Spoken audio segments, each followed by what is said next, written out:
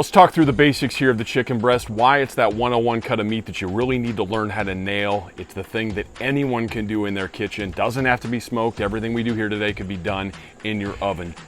A chicken breast, very lean. Okay, it's healthy. That's why people eat these things, but it's obviously not filled with connective tissues and fats that need to be rendered in over, enormous amounts of time. This is something that can be cooked in as little as an hour, or maybe a few if you want to go a little lower with the temperatures. But we're imparting some flavor here, both from the brine, which is going to flavor, but also ensure the tenderness and juiciness we want. There's also going to be another significant note by the wood choice we roll with. You can go mesquite, super punchy, often more associated with beef, but can be done in chicken. Hickory's a very popular meat choice with chicken breast. A little more bacony kind of flavor there. Fruit woods, which I'm using a blend of here, cherry and apple. It's a little more mild flavor. It's not meant to overpower the work that I did in the brine that has its own flavor note as well. I like that we're sort of one-twoing those two steps here, not one overpowering the other. And then finally, you're hitting it with rub. I mean, that's why we're here. Throw some gold bark on the outside of this. Cook it not all the way up to 165, which is your food safe temperature for chicken, but stopping just a little bit short of that. It'll continue to cook after it's taken off, and I love to broil at 160. So I like that there's some sugars, there's some other herbs in here that really do nicely once you crust them under direct heat for a short amount of time. That'll get you that last 5 degrees. It'll also put a little caramelization on the top of these chicken breasts.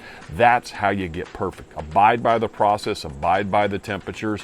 Wow your friends and family with gold bark smoked chicken. Wet brine ratios here, working with 5 pounds of chicken, so I need a full gallon of water in my stock pot. Need half a cup of salt, I'm using Himalayan pink, and then half a cup of sugar. I like coconut palm. Mix all that up. Got to make sure that the particles dissolve. Throw your chicken in, put a lid back on the pot, throw it in the fridge. Mo time, mo better, not to exceed 24 hours. I like to do it right before bed. 2-pan process here, taking the chicken out of the brine and onto the paper towels. Get all that excess water off, pat dry them on top, transfer them to the tin foil. Then we're going to make sure we got a little binder on this by putting some olive oil on, rub that all around, and then go wild with the gold bark. Go heavy here with the rub because this is not going to be chicken sauce later. This is a dry rub chicken only.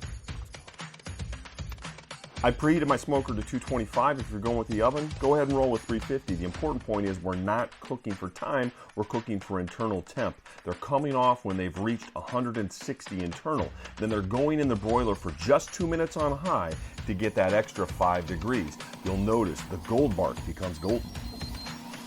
And what do we have here? We have some incredibly juicy chicken. How do I know that? Because I've done this 1,000 times. I'm going to use the massive knife here, but just to give a shot of what this looks like. This stuff, see it splattering there? I mean, this is as juicy as chicken gets, and had it out there for several hours smoking, and got a little bit of that salt flavor we'll see here.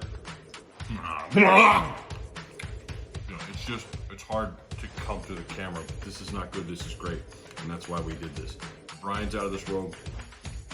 I can taste that cherry wood. There's pretty strong smoke in here. That's very good. And then beyond that, there's the note and the herbal, a little bit of sugar, that caramelization on the outside that you get from our buddy gold bark. This is exceptional. This is why we do this. Now, I'm gonna talk with my mouth full here to finish off. This is just real basic chicken breast, right, folks? This is not some exotic meal. This is really meant to be a starter set, so you get a sense of what you can make as the centerpiece to a lot of other different things. This can become sandwiches. This can be something that goes as a salad. Rice bowls, I'm gonna put the whole thing in my mouth full of food. Rice bowls, burritos. I love these sliced and made like sort of a barbecue nachos.